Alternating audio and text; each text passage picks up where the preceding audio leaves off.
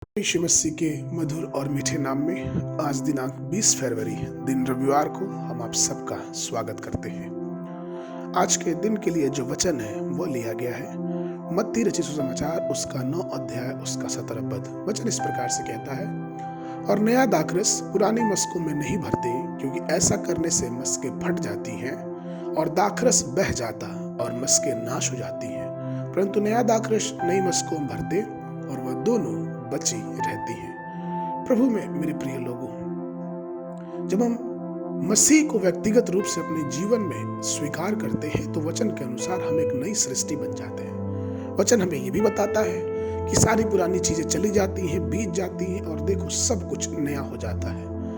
हम आध्यात्मिक जीवन में उस नएपन को लेके परमेश्वर की नई शक्ति, नई कृपा और नई मित्रता के साथ परमेश्वर के मार्गों पे आगे बढ़ते हैं और हम खुद से अपना व्यक्तिगत जो आचरण है उसको बदलते रहते हैं। और हम ये भी देखते हैं, हम ये भी पाते हैं कि बहुत से ऐसे पुराने वस्त्र जो हैं, अगर हम नए वस्त्र में मिलाने की कोशिश करते हैं तो हमें और आपको पता है कि इसका परिणाम यही आता है कि ना तो नया वस्त्र बचता है और ना ही पुराना वस्त्र बचता है। इसी प्रकार से पुराने मस्कों में अगर हम नया दाखरस डालते हैं तो मस्के भी नुकसान हो जाते हैं और दाखरस भी नुकसान हो जाता है।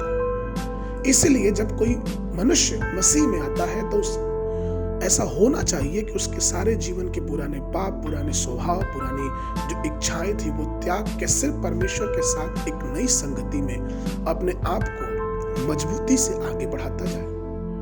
वचन हमें और आपको ये बहुत ही गंभीरता से समझाता है कि हम किस प्रकार से इस संसार में अपने जीवन को जिए। मसीही जीवन दो नाव पे पैर रख के चलने वाला जीवन नहीं है। हम और आप ऐसा नहीं कर सकते। हम और आप अपने जीवन को प्रकाश और अंधकार के बीच के संबंध में नहीं डाल सकते, क्योंकि जो परमेश्वर है वो धार्मिकता का परमेश्वर है। जो परमेश्वर है वो एक ऐसी संगति देता है जो उजियाले की संगति है। मैं आपको बताऊं कि जो नया दाखरस है वो परमेश्वर के लहू को दर्शाता है, परमेश्वर की पवित्र आत्मा को दर्शाता है। और जो नया दाखरस है, जो परमेश्वर की आत्मा है, वो सिर्फ और सिर्फ पश्चातापी हृदय में ही समा पाएगा। पश्चातापी हृदय में अगर उसका वचन, उसकी आत्मा नहीं समाती है, इसका मतलब कि हमारा जीवन बर्बादी की तरफ चलता जा रहा है।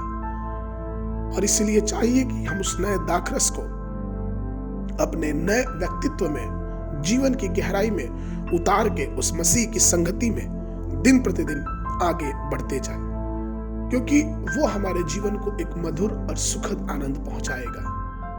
इसलिए परमेश्वर के लोगों, आइए, जब हमने परमेश्वर की भलाई का स्वाद चख लिया है, जब हमने ये माना है कि वो हमारा उद्धार करता है, तो आइए हम इन सब संसारिक सुखों से, संसारिक भोग विलासाओं से अपने आप को अलग करते हुए, संसारिक मित्रता से अर्थात संसार के जो बुरे बुरे काम है उससे अपने आप को अलग करते हुए उस परमेश्वर के उत्तम दाखरस को अपने जीवन में बनाए रखें और अपने पुराने मनुष्यत्व को उतार फेंके और परमेश्वर के साथ, उस नए पवित्र आत्मा के साथ, नए मनुष्यत्व के साथ अपने जीवन में आगे बढ़ते जाएं, जिससे परमेश्वर हमको आशीष और अपने अनुग्रह में और भी आगे बढ़ाता जाए। आज के मनन के लिए जो पद है वो लिया गया है पहला कुरिन्थियों की पत्री उसका 11 अध्याय उसका 25 पद। वचन इस प्रकार से कहता है, इसी रीति से उसने बियारी के पीछे कटोरा भी लिया और कहा, यह कटोरा मेरी लहू में नई वाचा है, जब कभी पियो तो मेरे स्मरण के लिए यही किया करो। आज के दिन के वचन अध्ययन के लिए सुबह के समय लय वास्ता की पुस्तक उसका 26 और 27 अध्याय और संध्या के समय मरकुस रचित सुसमाचार उसका 2 अध्याय। परमेश्वर आप सबको आशीष देवे।